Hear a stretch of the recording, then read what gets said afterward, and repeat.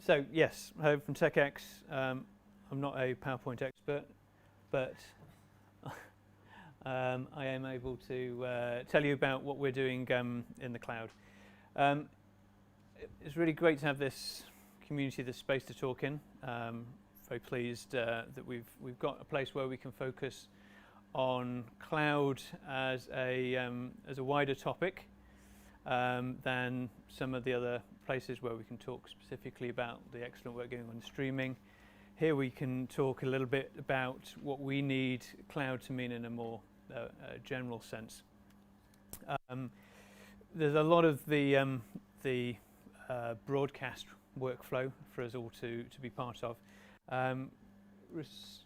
Specifically for TechX, we're part of anywhere we're getting video from A to B. Been around for a while, since 1972, and video IP over IP has been in our blood for a long time. And what we really do is we focus on how to get the cloud working, and very specifically about how larger broadcasters need that to function. Here, I think we can have that kind of safe space to push some of the boundaries. And I want to talk really about how we can communicate about the cloud internally and recognize its benefits, but not be so worried about acknowledging where it isn't meeting our requirements or potential promises.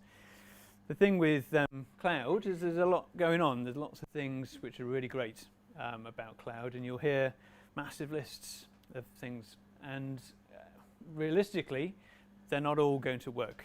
Okay, they're not all going to be the bits that make your life happy, your CTO pretty, doing cartwheels. But the CFO might not be so pleased. So what I thought I'd do is I'd find out what some of the benefits were that are talked about, because it's not the ones that we know and have internalized over time. It's the ones that are out there, and various people around your organization are going to have heard them, and they're going to bring them into the meetings with them in the back of their mind, and they may also be, so they may be seeing projects through that lens. For a bit of fun, I thought I'd go to Alibaba's website and see what they thought the cloud brings us. Fewer operational problems was the first one, which I thought was already quite ambitious. Yeah. So what they're getting at is the lack of problems dealing with servers, and has the power gone off? Have you got any false fire alarms and things like that? So yeah, that's true. But on the other hand, if you haven't got the rest of your staff all keyed up on the newest workflows and technologies, then they're not going to be able to use things efficiently. So yeah, a bit of both. Save costs is definitely vying for top spot. So I can't disagree with that. With less capex is sometimes a good thing, and sometimes nobody really cares. It's certainly useful if you're a startup and you don't really want to buy some servers, but if you're a different type of startup, you might be just happy with a DigitalOcean and perhaps 2 of your old computers. So sure, less capex is good, and some organizations that's really important. And the saving costs, we have to really think about where we want to talk about saving costs. And we're going to be coming back to that throughout the talk.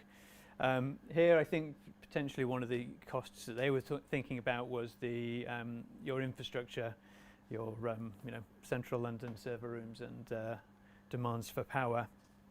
Yeah, don't know about this one. Apparently, using the cloud increases collaboration between teams, but we'll leave that for people who aren't in the broadcast space, perhaps. Reduced carbon footprint. Yes and no. With AWS's new calculator, that will tell you, I think 3 months from behind, what your footprint was for the computation you were up to. So it's an easier way of actually working out what your computational footprint is. If you do that for your on-prem, it's a nightmare, to be honest, and it's very complex.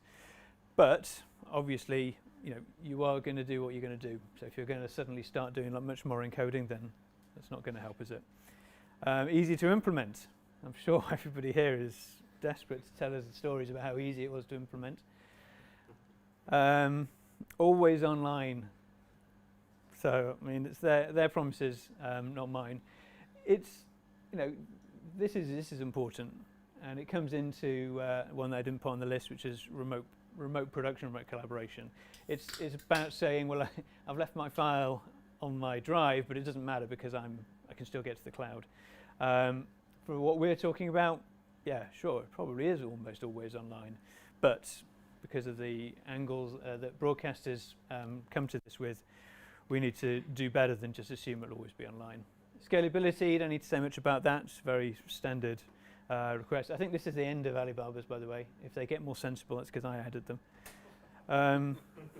Agility and speed of go-to-market. Well, look, that's, you know, some people call it flexibility, but it very much is true that it's easier to prototype stuff, test things out, and depending on what it is, yeah, perhaps you can't set up a whole company quite that quickly, but you're going to be able to do that quicker. And look, there's loads more. Right? There's probably, if we tried for 15 minutes, we'd get another 20. So all of these things are going around.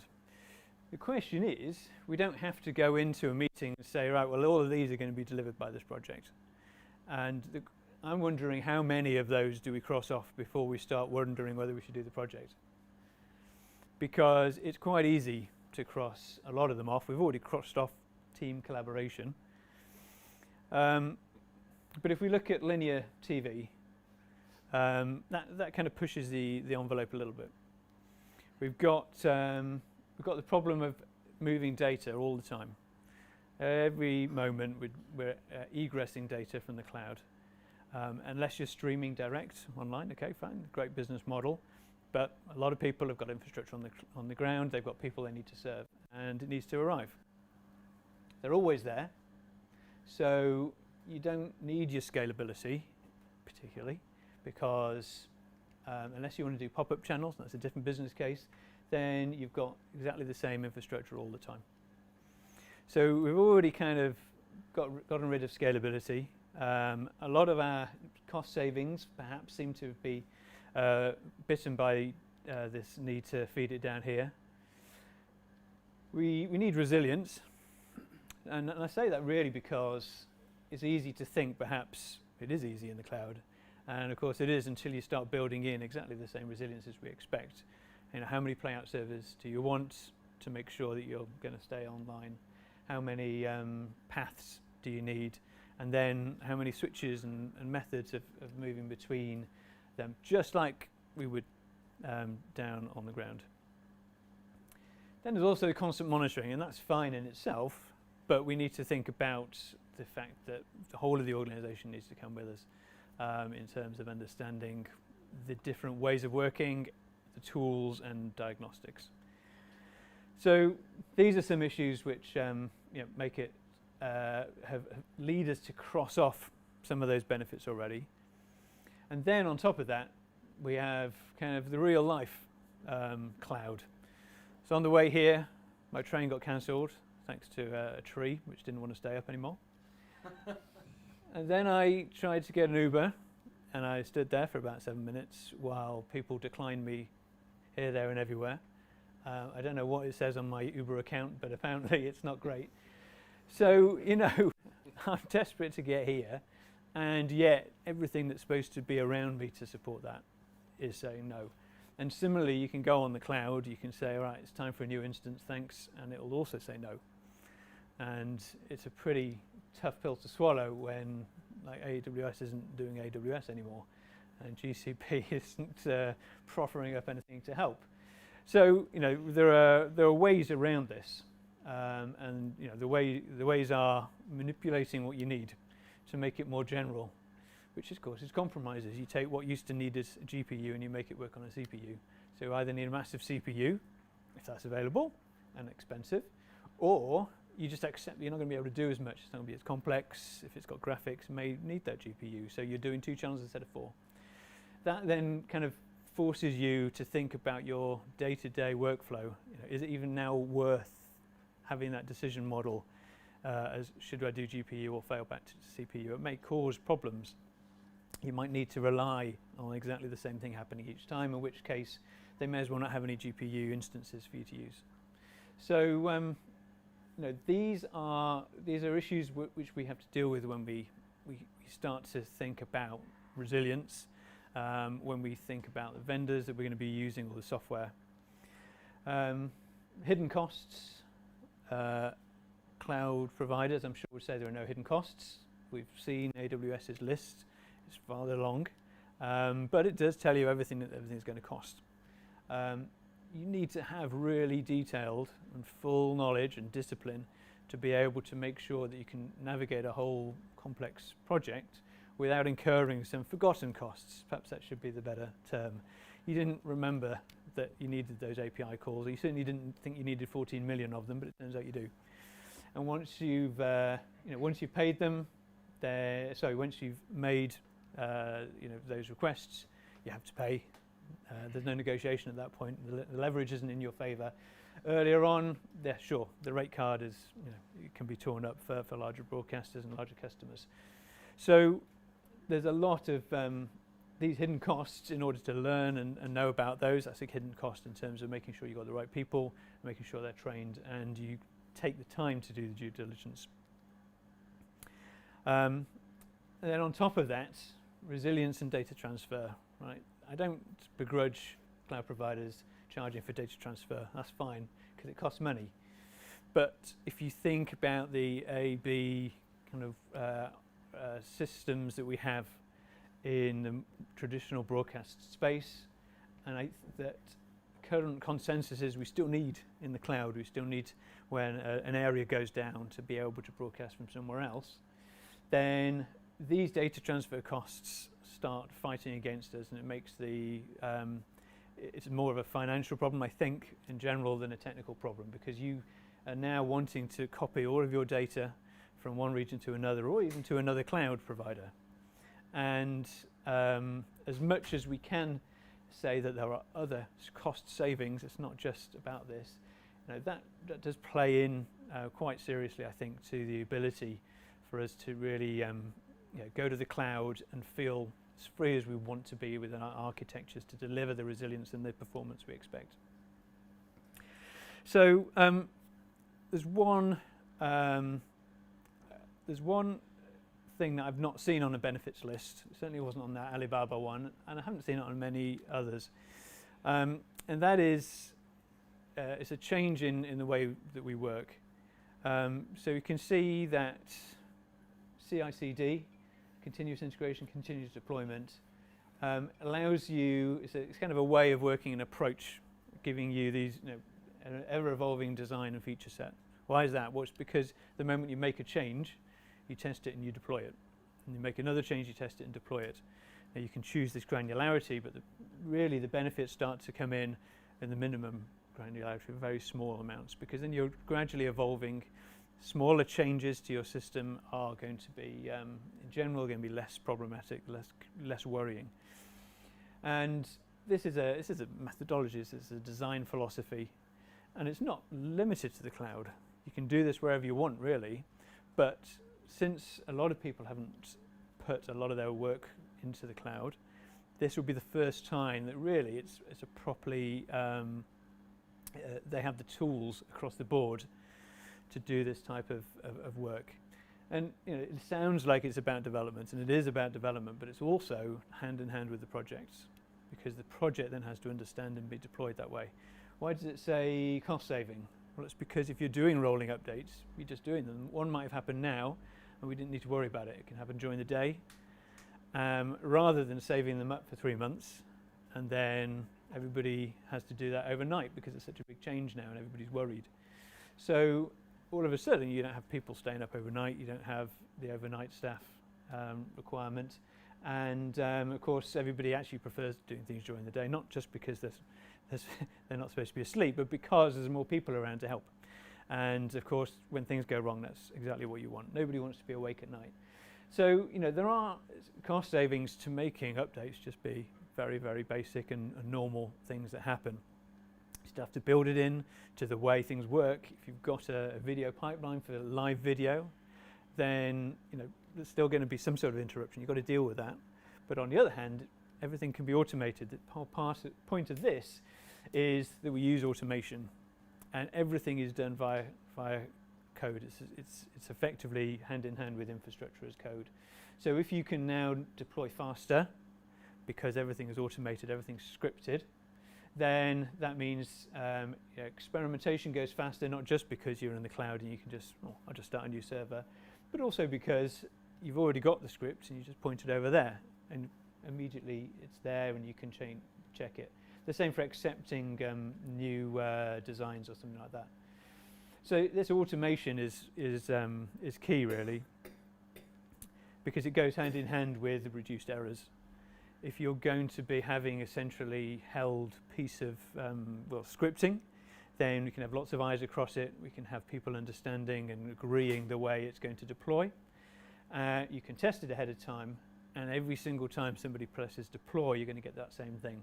And we all know, particularly with the complexity of the cloud, but even with a single encoder or something like that, errors happen. Typing errors are rampant, I guess you could say. So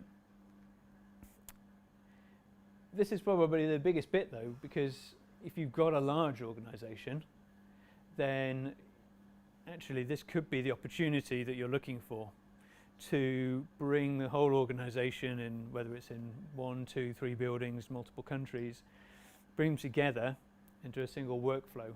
Because that will, if you're sharing that similar workflow, not only can you share the technology, you can share the understanding, share the designs where it matters, but you can affect a much more efficient way of everybody across the organization working.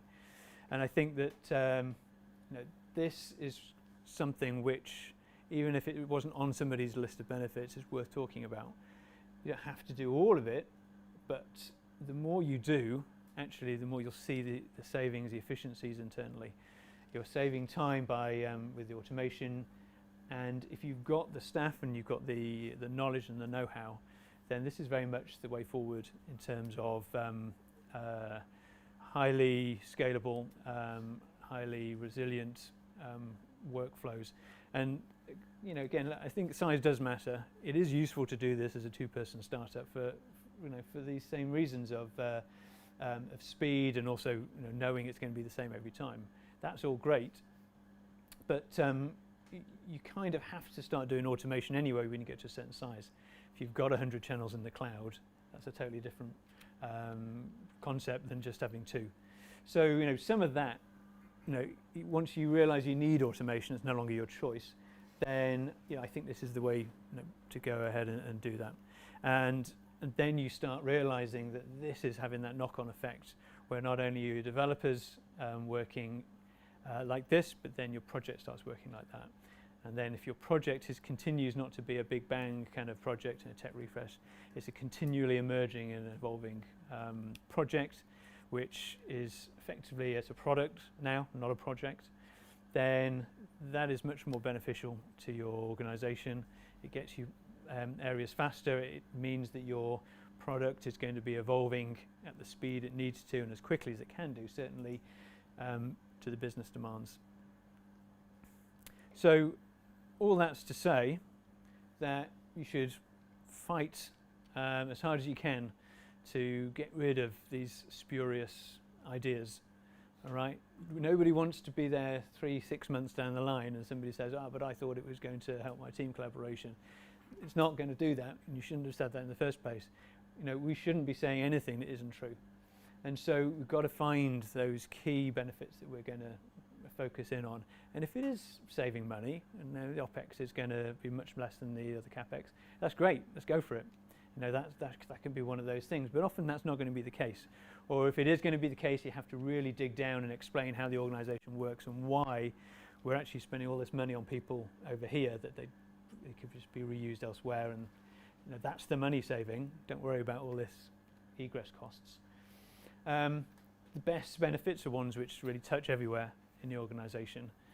Those can be the easiest to explain. They're going to be easiest to get people behind, whether you're CFO or CTO. They may not be the easiest to put into place, but they're going to be making your organization work much better in the future. If the value isn't there, if there isn't a good reason to put it in the cloud, because you've gone through all of these, then don't worry about it. You can get a lot of these benefits not in the cloud. There's plenty of things that aren't in the cloud today, and that's okay. That's going to stay that way for a while. So the value here is actually finding more precisely, being able to say, actually, yeah, today post-production should go in the cloud, but not our linear channels, and this is why. And then perhaps, and I agree, things are going to change. 2, 3, 5 years, that's going to be different. It's going to be a different discussion. Your benefits, your business is going to be differently aligned, and you're going to say, actually, yeah, the value is there. Let's get this going. So thank you very much. Appreciate being here, and thank you to Paul and David.